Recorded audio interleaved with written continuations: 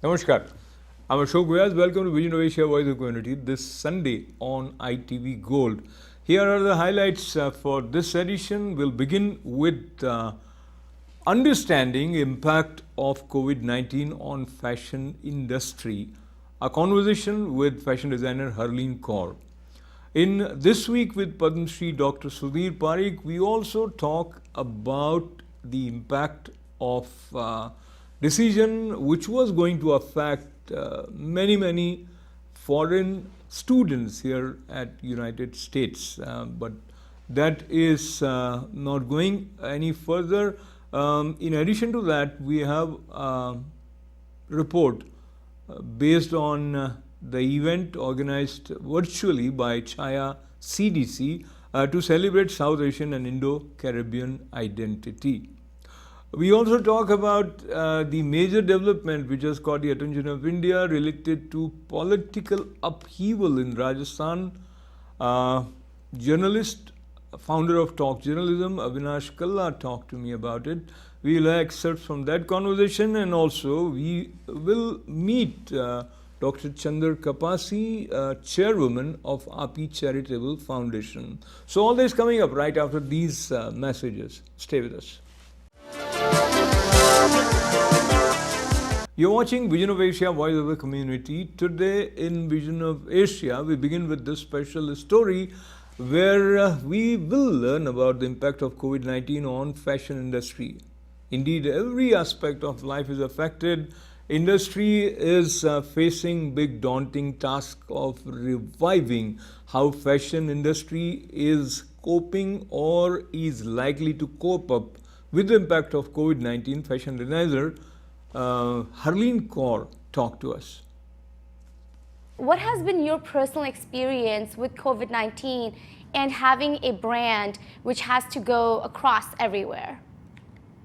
Yeah, I mean, so we actually opened up our New York City showroom just last year in September is when we moved in, and we were just getting everything set up to launch that showroom for appointments and everything. And then COVID-19 happened, of course. So for us, it's been a little difficult in terms of getting people in for appointments because obviously we were shut down for, like 3 months. So it kind of negated the need, I guess, for having that showroom. So we were having to do a lot of virtual consultations. A lot of our customers are brides and grooms who decided that maybe they are going to go forward with their wedding, just do a civil ceremony, very small, intimate, and then next year they're thinking like doing a bigger event. So those customers were still trickling in very little, but of course all of the people that were buying for the weddings and events were obviously non-existent because those events weren't happening anymore. Luckily, we do have a good customer base overseas as well. So we were getting a few orders from there, and then we realized there was a need for masks, so we started doing that. It's just been a lot of pivoting here and there, right, according to what's needed and what the industry is looking for. Yes. Harleen, you produce everything in the United States. Actually, you work out of the New York Fashion District, which is really popularly known. How has everything been impacted in terms of your production and your sales? And when you're looking at these factories that were making your outfits, how has that relationship changed? What did you have to do in order to make sure that your outfits are being made and the production continues to stay on? Yeah, so I mean, obviously the factories were closed for March, April, May, and then I believe June was when they were able to start opening at a limited capacity. Fortunately, our factory was actually able to start making PPE. So they were running at a very limited capacity, making PPE even before phase 1 started. So they were operating, and they kind of, although they weren't doing clothing, they were able to kind of get into the rhythm of opening at like a certain capacity. having all the precautions, or taking all the precautions rather within the factory, people wearing masks, socially distancing. So they kind of had that down at the point when phase one started, right. And we were able to start producing our garments. So luckily for us, that wasn't really an issue, and they've been really good about getting all of our stuff to us on time. Of course, the other designers that produce with them have also been hit. So their, production has significantly gone down, as has ours. So everybody's kind of struggling to just stay alive. As far as I know, a lot of other factories and garment industry companies that are within the New York City area have been struggling with the same thing. So everybody's kind of just trying to make the best of what's happening. And fortunately, I mean, even though they are working at a limited capacity, they're able to get our stuff our custom orders and our urgent orders out on time. Yes, I know when things were closed, of course, it was a difficult time period for all small businesses. But my question to you now would be, when the lockdown is over, you're going back into production, there's a lot that's happening. What are some of your biggest challenges right now as a fashion designer who is producing from the US? Yeah, so some of our biggest challenges right now are just that, the US is spiking in cases again. Of course, New York is still doing pretty good, but the southern states, Texas, Florida, Arizona, those are all climbing. So, events are definitely going to be affected within the US for the next few months. So trying to figure out what we can do to kind of sustain ourselves for the time being. We started doing masks. The ones for the beard are doing really, really well for us right now. So we're hoping that continues as people are taking the precautions that they need to while going out. It's just, I think, going to be about, assessing the situation as it comes, because, a month ago, we didn't know where we were going to be this month. A month before that, we didn't know where we were going to be that month, right? So everything's changing so quickly, and I think it's just going to take a lot of time, and it's going to take a lot of time and energy for us to keep going and figure out what to do next. Right. While you're sort of, analyzing the situation as an entrepreneur, my question to you here would be, when we're looking at there's being mask mandates throughout the country in various states. Over here in New York City, everyone's obviously been pushing for wearing masks, protecting ourselves. You invented a really interesting mask which goes on for beards, and it's very friendly for South Asian Americans. Could you give us an insight into exactly what the mask is, and a little bit insight into what inspired you to create these looks? Yeah, so I, as you know, actually, I am married to a Sikh Sardar. So he has a long beard, and he wears a pagdi. So, of course, within the quarantine, he wasn't really wearing his pug that often because his work was also shut down. But he had issues with, those general disposable masks going over and covering his dadi.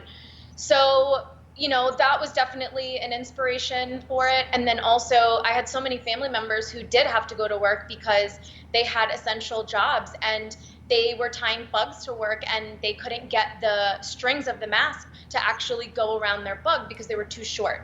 So they were makeshifting them. They were cutting them and tucking them into the bug, and it seemed like such a hassle, and it just wasn't effective, right? Yeah. So I did a few iterations of this beard mask. I tried a few. My husband was the guinea pig. He tried on a few of them, and then finally we came to, one that we really liked, and then we went forward with it. So initially I started just making them for some family members, and then they loved them so much that they had other people who were interested in them as well. So then we started producing them, and it's been really, really, the response has been really good, and we're actually in the process of donating some to some gurdwaras and some other nonprofits that do work in the New York City area. But we just haven't been able to keep them in stock enough to do that yet. So hopefully we have another bigger round of production coming in next week. So we're going to be able to actually donate more than what we initially planned. This week with Padma Shri Dr. Sudhir Parikh, we touched upon various issues related to the day-to-day national and international development, and especially we talked about President Trump's decision first, which was going to affect foreign national students here in United States if their university was not going to offer in-house or rather live classes. They were asked to leave, and it was going to be very, very difficult for students as well as their family members, and that stress is not anymore threatening them after the pressure mounted by the case file by several universities, and the decision was reversed. So here is my conversation with Padma Shri Dr. Sudhir Parikh. Namaskar, I'm Ashok Vyas, and I have the pleasure of welcoming Padma Shri Dr. Sudhir Parikh for this special weekly segment. Without any delay, let us begin first of all by welcoming you, Dr. Sudhir Parikh. Namaste. Swagat. Namaskar.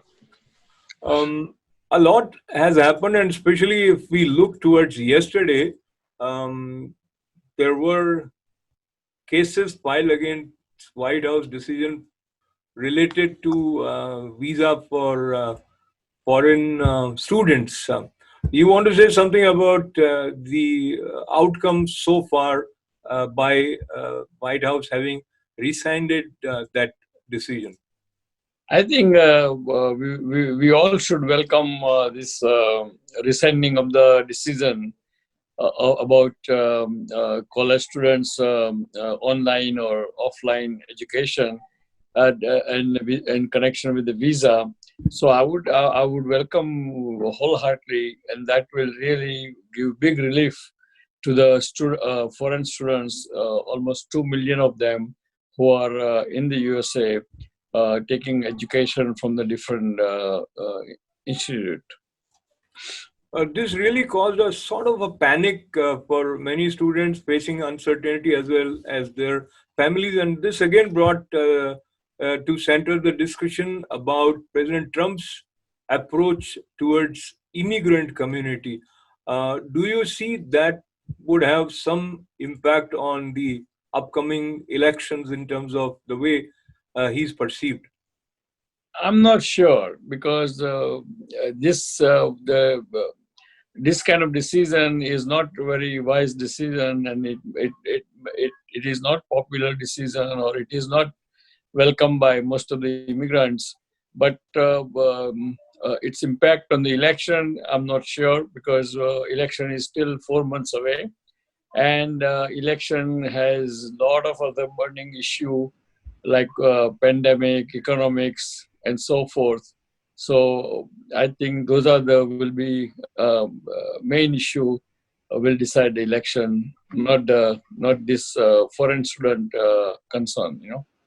Absolutely, and there is a new ray of hope with respect to having reached very close to a vaccine which would help us take care of COVID-19 in US.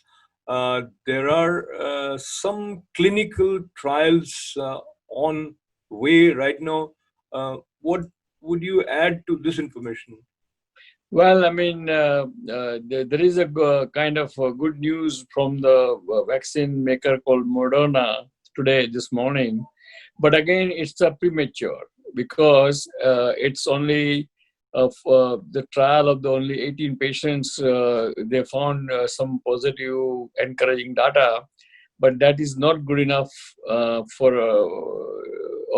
that does not tell you or tell us that vaccine is a breakthrough is imminent, or it will be ready shortly. No, because now they have to go through very large trial for next couple of months and 3 months, and then the review of the data, and then if there is a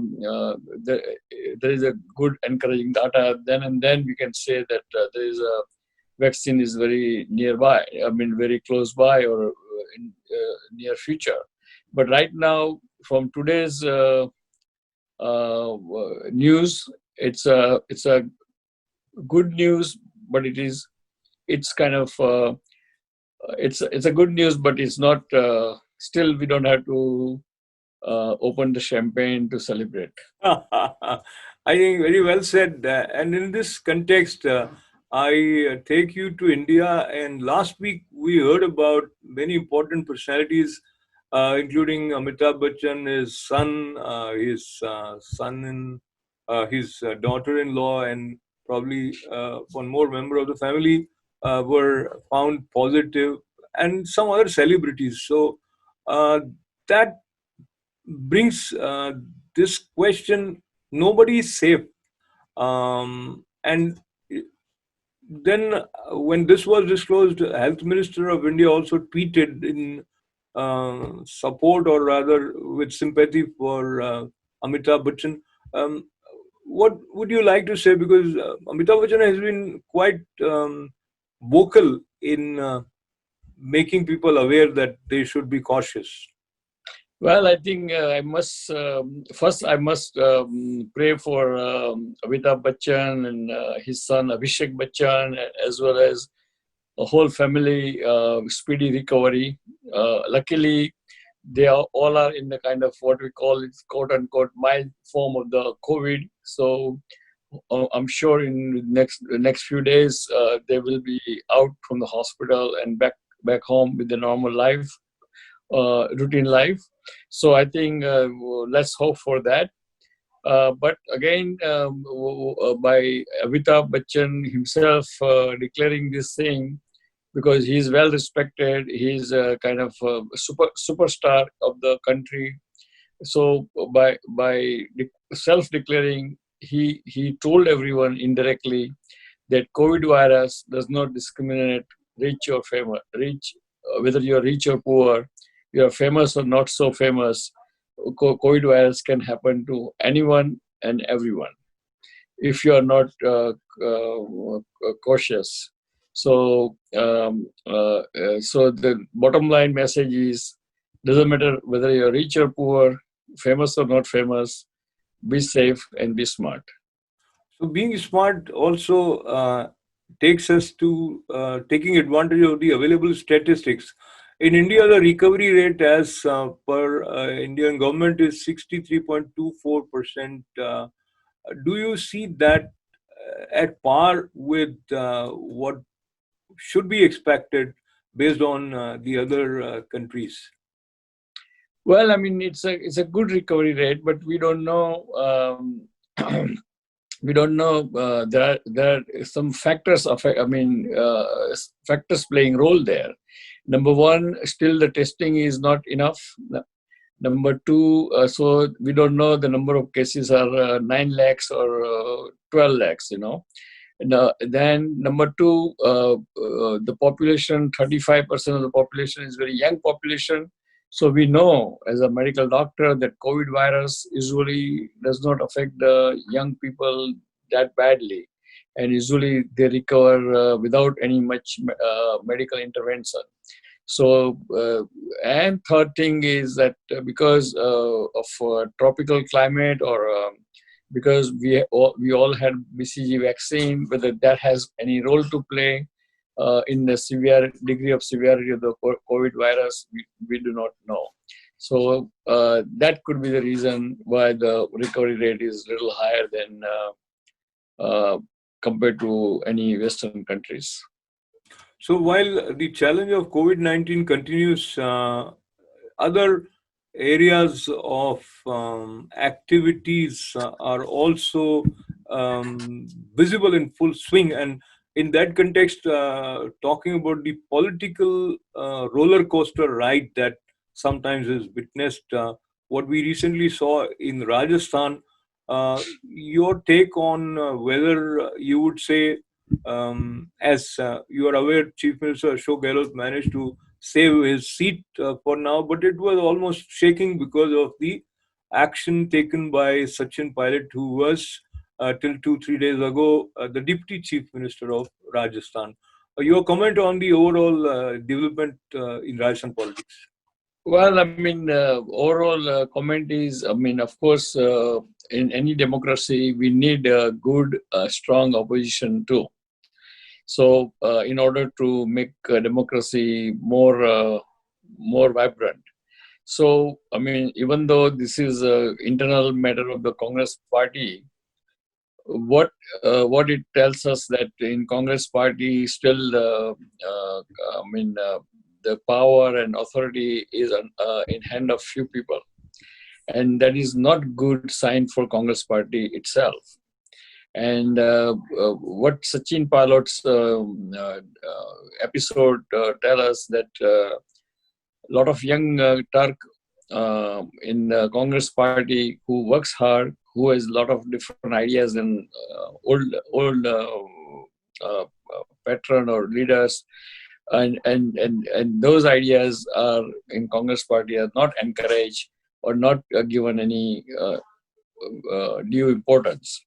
And therefore, I think what happened is probably is expected, and I think, but they should let's see how it plays out, and hopefully in democracy, number is a final answer.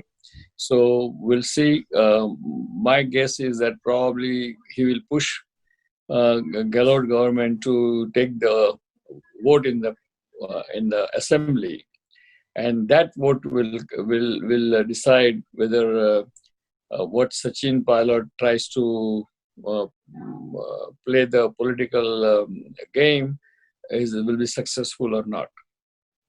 I think that's a fair analysis, but for now, two major developments with respect to Sachin Pilot.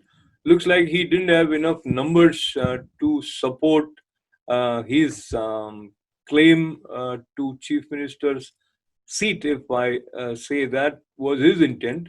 But he has been dissatisfied the way things were designed for him by Chief Minister Ashok Gehlot. And it seems he tried to convey this to the Ala Kaman or Gandhi family, and he wasn't given enough of attention on that front.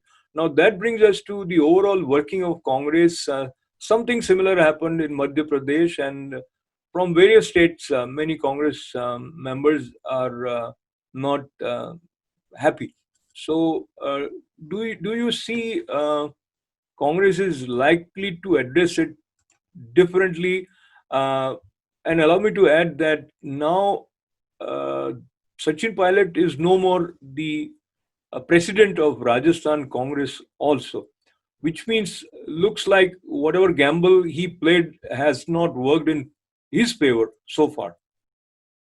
Well, I'm not sure. I think still juries are out, because still the whole saga has not concluded. And in democracy, always saga concludes definitely is in the assembly by having the votes. And if Gehlot has vote, then there's nothing you can do in democracy. You have to accept that. And if Gehlot doesn't have vote and government falls, then probably Sachin will have second chance to prove himself whether how capable he is. But again, this is internal matter of the Congress party. From outside, observer like us can see that Congress party is still in very old-fashioned, elderly control party or one family control party, which is not good for democracy. And they are not encouraging the young talent. That is also not good for the party. So interestingly, you said this is not good for the democracy, and exact words by Chief Minister of Rajasthan, Ashok Gehlot. He said they were doing horse trading, and he blamed Sachin Pilot also working a hand and glove with BJP to topple his government. And he says that this is not good for the democracy. So, how do you view potential role that BJP might have already played or is playing in this process? Well, I mean, it's very obvious that for acquiring the power, any party, those who are actively in the politics, they're going to play this game, right? I mean, directly or indirectly, because they also want to be back in the power. So, but right now, looks like BJP is little far, and Sachin Pilot doesn't have enough numbers of supporter. So that's why BJP is not coming out and and do the obvious kind of game plan, so or obvious posturing, and so I think it's a wait and watch game. Next 2-3 days will tell us where all this saga goes. It may be more exciting, or it may be just die down with the poor result. I like your analysis. Now, moving towards the other side related to Congress, there were some views expressed that President Sonia Gandhi and Rahul Gandhi also have some difference of opinion, and Rahul Gandhi wants to go with the younger generation leaders, including Sachin Pilot, but he is not having enough of his say on those matters. Do you see that possibility playing out in Congress, and or do you see they might be working with some sort of undercurrent understanding? When I say they, meaning Gandhi family. No, I think what Jatinder Singh and Sachin Pilot or even other that Mohanta from the Assam, what they started is obvious thing that young generation are impatient, and always younger people are always impatient than older one, right? And they are in hurry to become something, and if they are not given enough encouragement or appreciation, this bound to happen. And I'm sure it will happen one day. There will be kind of clash between younger generation and older generation in Congress. So now, looking at the time, I think we go by the idea that every churning brings some good results. So hopefully, we will have that result soon. But to conclude today's show, your final words from this edition for our viewers. Well, again, dear friends, I would like to say that what we observed or what we witnessed with the Bachchan family, that tell us that COVID virus is very dangerous. Does not discriminate whether you are rich or poor. Does not discriminate whether you are wealthy. I mean, you are famous or not famous. It can affect anyone. So be smart and stay safe and stay home. Thank you. We'll see you next week. Jai Hind. God bless America. God bless India. Thank you. Chhaya CDC is an important organization that has served community needs with passion and dedication. With the changes we are facing due to COVID-19, there was a virtual event by Chhaya CDC to celebrate South Asian and Indo-Caribbean identity. This was the virtual annual Chatpati Mela 2020. Here are some excerpts, highlights from that event. And we're so happy that all of you are here with us today to be a part of the 10th annual Chhaya Chatpati Mela. Before we get the program started, you can also donate to Chhaya CDC from your phone by texting Mela, MELA, to 44321, or by going to the Chhaya website at www.chhayacdc.org. Our Chatpati Mela would not be complete without our famously infamous Pani Puri Golgappa eating contest. So here's a little taste.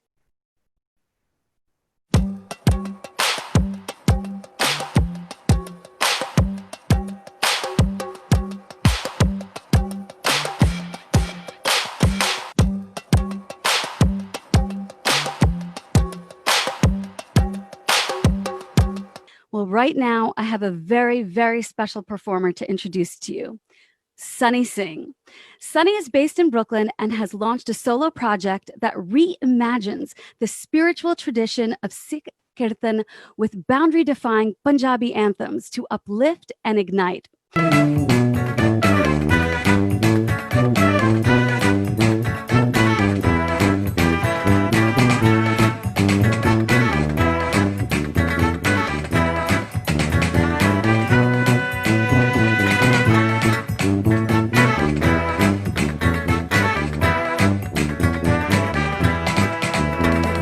छूता है जापानी पतलून इंग्लिस्तानी सिर पे लाल टोपी रूसी फिर भी दिल है इनकीलाबी छूता है जापानी पतलून इंग्लिस्तानी सिर पे लाल टोपी रूसी फिर भी दिल है इनकीलाबी Sat Sri Akal, Namaskar, Assalamu Alaikum and hello.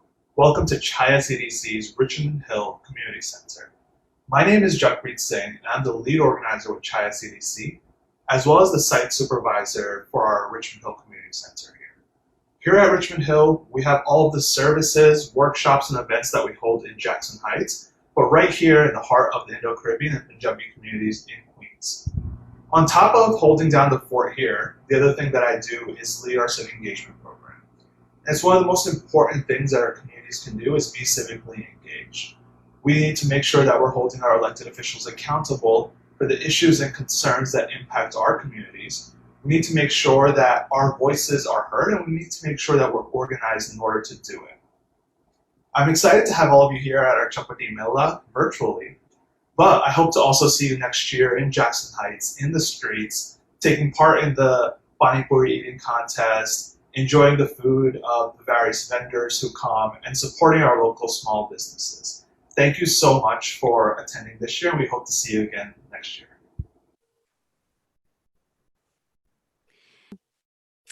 So right now, I'm going to go over the organizations that Chhaya is going to recognize and some individuals here.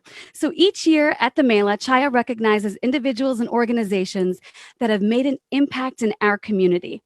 Today, we are awarding the people who have shown up these past few months for South Asians and Indo-Caribbeans, either through immediate emergency relief or through sustained organizing for justice and equality. We can't give these awards in person this year, but each awardee will be receiving a framed and engraved print in the mail. The awardees this year are Rakshana Ali, Moriam Perven, Khalsa Aid USA, the United Sherpa Association, Equality Labs, and the Caribbean Equality Project. You're watching Vision of Asia, a voice of the community on ITV Gold.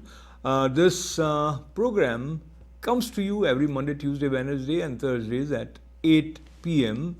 And indeed, we have a special weekly edition every Sunday at 11 a.m. for you, where we are meeting right now. We appreciate your continued patronage, support and love, with the request to stay with us as we come back with the program right after these short messages. Whether Chief Minister of Rajasthan Ashok Gehlot would continue to remain Chief Minister, will there be a threat from the now previous Deputy Chief Minister of Rajasthan, Sachin Pilot? What is likely to be the outcome of this inner conflict, tussle, tug of war among Congress leaders? Is Congress party visible in two poles pulling towards experienced or senior leaders and young leaders? A lot of questions came up because of the development in Rajasthan politics. That still continues. We talked to founder of Talk Journalism, Avinash Kalla, who has closely followed all this. And here are some excerpts from that conversation. So today, what we are trying to do is to talk about the community service program that India has in place in the cities and in areas. When we look at the health system of the state, we generally think of hospitals. But health system, as you know, is much bigger than hospitals. And if you're not invested in those aspects, the health system resilience, which is a measure of how well a system responds to a shock and how the essential things are carried on, will get affected. So what you will see would be states that have invested in hospitals are certainly important, but areas like surveillance and so on, they will do better. When I look at the health systems and the resilience of health systems, there are two dimensions in which I think we need to look at these things. One is internal to the health system. The other one is external. Let's deal with the internal part. Internal is when, how good are your systems, how good is your surveillance, how good is your procurement, what's your HR capacity, infrastructure, and there are some other, not so tangible ideas like, morale of the workforce, the delegation of powers and so on. All this generally get revealed during such times. And I don't want to take names of states, but if you look at the way states have responded, you will see that these have influenced how they work things. But what's also important is that, and when you look at when the most important failure that I've seen is in the surveillance part, in terms of tracing and tracking and quarantining. I have argued that if states had done this, you would not have seen this kind of booming of the epidemic. Because look, we had our chances. We got 3 months notice. We had the other countries had shown how this is going to happen, and and this virus was coming from a certain set of epicenters. And I believe the health systems of most states, I attribute that to the lack of public health awareness or public health focus. Since we knew the epicenter and since the virus was coming from a certain region, we had a golden opportunity that was, I'm sorry, but frittered away. The advantage Kerala had was that we'd been through this before, and people knew the danger that was there. But there's another very important thing that going forward we have to be careful about. Whether Chief Minister of Rajasthan Ashok Gehlot would continue to remain Chief Minister, will there be a threat from the now previous Deputy Chief Minister of Rajasthan, Sachin Pilot? What is likely to be the outcome of this inner conflict, tussle, tug of war among Congress leaders? Is Congress party visible in two poles pulling towards experienced or senior leaders and young leaders? A lot of questions came up because of the development in Rajasthan politics. That still continues. We talked to founder of Talk Journalism, Avinash, Kalla, who has closely followed all this. And here are some excerpts from that conversation. Ashokji, let me tell you one thing. I had a chance to meet the Deputy Chief Minister a few days back, a week or 10 days back. And in my conversation, I put the question that, there is a grapevine that you have met the BJP top brass, and he point blank refused it. He said, no, there is no question. At that point also, he said, listen, in any case, I'm not going to the BJP. Still what we are hearing from sources, he has confirmed to a few journalists in Delhi that he is not joining the BJP. So this is very clear that Sachin Pilot is not joining BJP as we talk. So far, this is the only impression that one gets. But that he can form an independent outlet is something that can't be ruled out. Okay, now and there is a base to it. Yeah. There is a base to it. Why Sachin Pilot's individual platform would carry weight? He has a pan-Rajasthan footprint. And if you divide Rajasthan, in the eastern part of the state, out of 49 seats, Sachin Pilot's impression was on all the 49, and the Congress managed to win 44 of them. So they had a near 100% score in those areas. Because it is a Gujar Meena dominated belt, and there Sachin Pilot does well. So now take that out, here's the thing, and the Avinash, win let me is interrupt you. nearly impossible. Yeah, let me bring to your attention the tweet by recent, he was Congress spokesperson Sanjay Jha, I believe. He also A few days tweeted back. in Yes. favor of Sachin Pilot, that he should have been made chief minister, etc. But now, as we speak, to the best of my knowledge so far, he has been, he meaning Sachin Pilot, has been very, very clear in expressing his dissent, and he didn't join the party which was sort of mandated that Well, he should. well, yesterday evening at around 9 o'clock, a message came from his media team in which he sternly said that he is not attending the meeting. Today morning, he has the support of 30 MLAs, Congress plus independent, and the Ashok Gehlot government is a minority government. Yeah, so this is where I want you to play with your imagination as well as whatever your political understanding tells you. Whatever is said by Sachin Pilot, and there were reports that whether he has 30 MLAs with him or 10 MLAs with him, but either way, if Ashok Gehlot's government loses its majority, do you see that potentially happening? Two, in that case, going by the statement of Sachin Pilot that he's not switching party, then what happens? Do you see that secretly he is likely to make some alliances and sort of have his claim for I don't think so. I don't think so, Ashok. At this point, there are any secrets. The government is claiming that they have 102 plus few. So their claims vary from 102 to 109, which is a comfortable win. Sachin Pilot's camp says that they don't have those many numbers, and we are a small but sizable group of people, and we will not fizzle out. And the BJP is waiting for a chance to support anyone other than the Ashok Gehlot-led Congress government from outside as well. I think the BJP spokesperson today looked like all of them were Sachin Pilot spokesperson.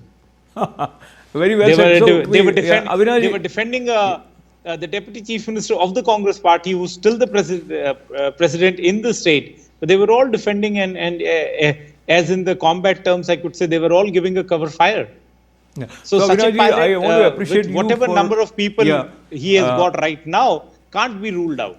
Yeah. So now, since we just have a minute left to conclude, I want your quick and brief remark on whether the difference between Sonia Gandhi and Rahul Gandhi is trickling down and causing this storm to continue to be there.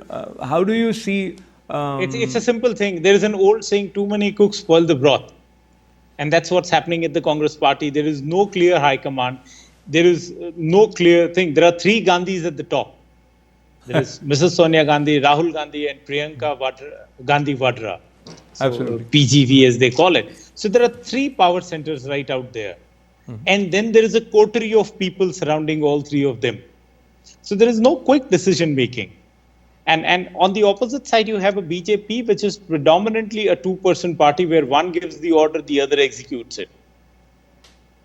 So I think that is the strength. So, absolutely. So that is where we stand, and the high command is pushed to the wall now. It's high time that they take an action. And as of now, the government is safe. With this situation, it can be safe for, let's say, another 6 months. But they always have a threat on their head now. Sacrifice and service are our national ideals, are the words of Swami Vivekananda. And that spirit to serve resonates with many, many organizations across the globe, and especially organizations rooted into Indian cultural ethos pay special importance to the idea of serving. AAPI also has a charitable foundation. AAPI Charitable Foundation works on various issues, and Chairwoman of AAPI Charitable Foundation, Chander Kapasi, talked to me from Boston. Here are some excerpts from that conversation. With respect to health concerns and health awareness is working, let us talk a little bit about your first understanding of the existence of an organization called AAPI, and what was it that pulled you to take active part in the functioning of AAPI? Sure. So I'm a people's person. So when I came to Boston, I got involved in the communities in Boston also. I was the president of India Association of Greater Boston, and then I was the president of the Indian Medical Association of New England. And then one day, we went to Atlantic City with our children, and the meeting was there for AAPI, was having their meeting there. And that was in early 80s when AAPI had just started. And we went with two little children, and Dr. Roshan Lal was the president. And Dr. Mansukhani was the one who was actually helping with the whole meeting. And we went there, and there were no rooms left. And with two children, I didn't know what to do, whether we should stay or we should move. And I saw Dr. Mansukhani, and I told him that we came here, we would like to attend the meeting, but somehow there are no rooms left. And let me tell you, I never forget that conversation. He told me, "Beta, mere kamre mein raho. Stay in my suite, you don't have to leave." And I never left AAPI after that. So that was my first thing. And then I became a life member, and then I was chairing so many committees. And in 93, 94, I was the first woman who became the chairperson of Board of Trustees of AAPI. It used to be the men's club that time. And I really broke that mold, and I became the first woman, and they loved me, they loved my work, and I've been there since then. And AAPI Charitable Foundation, I started involving later on, and I rose to the height of becoming the chairperson for the AAPI Charitable Foundation. Okay, so before we talk about Charitable Foundation, let us talk a little bit about your finding your voice, or realizing that your voice is equally respected or heard. As you mentioned that it was more like a man's club. Was there any challenge that you faced, and what was it that gave you the confidence that you would be accepted with all your ideas? Well, I think it was because I was focused, and I was also persistent, and they saw me performing. I was also very politically involved in Boston area, and I was the first woman in Boston area to be on the transition team of the governor of Massachusetts that time in 91. And they saw me that I performed and I delivered. And of course, some people will always be against you, some will be for you, but most of them were for me. And it was my work and the way I kind of conducted myself, the way I delivered, I guess. It's very satisfying when you are giving, any type of giving. It is very satisfying. And the Board of Trustees that time used to take care of all the finances which go through, and it was in charge for the president, the executive committee, and everybody, and they always advised them what to do and what not to do. And I was also even the chairperson for the political action committee, and I was the first one. They used to call us foreign medical graduates, and I was the first one to talk to Senator Kerry, who came to our house for a fundraising actually. And I told him that, this needs to be changed to international medical graduates. So he talked to the then Secretary of Human and Services, and that name was changed during my term. So little things. If I write a book, I think I've done a lot of things for AAPI, and I feel very privileged that they gave me this opportunity to do these things. Wonderful. And always looking towards future with certain goals, or talking about your vision for AAPI Charitable Foundation, what would you like to accomplish in near future, and something where we from here could also partner with you in terms of communication? I think we all should partner with many people. There are so many people that are not involved, and we need to get those people involved who can actually give more and get us connected with other foundations who are doing better than us, and that will bring the scope a little bit more. And I really hope for the best. And I also tell all these students and the young doctors that they should never forget their roots. They should keep on doing something for the roots, also stay focused, but get involved. And there is enough opportunity. There are so many clinics in India we are running, and they can always give their time there, and go and have the health projects there or health camps there. And we have done so many health camps there, and believe me, whenever we have done it, there are lines and lines, and people just love it. So my advice to all these young kids will be that do not leave hope, remember your roots, and keep doing whatever you can. And now time to wind up today's Vision of Asia Voice of Community Curriculum. But let me remind you, we have a very vibrant Facebook page. Do join us there. Be friends of ITV Gold's Facebook page. And don't forget to subscribe ITV Gold's YouTube channel. Keep writing to us about events and other information. Email events@itvgold.com. Thank you very much for being a part of this journey of working together, of living together, of celebrating together. We'll see you again, another edition of Vision of Asia this Monday, and of course weekly edition comes every Sunday at 11 a.m. Stay safe, stay healthy. Thanks for joining. This is Ashok Vyas.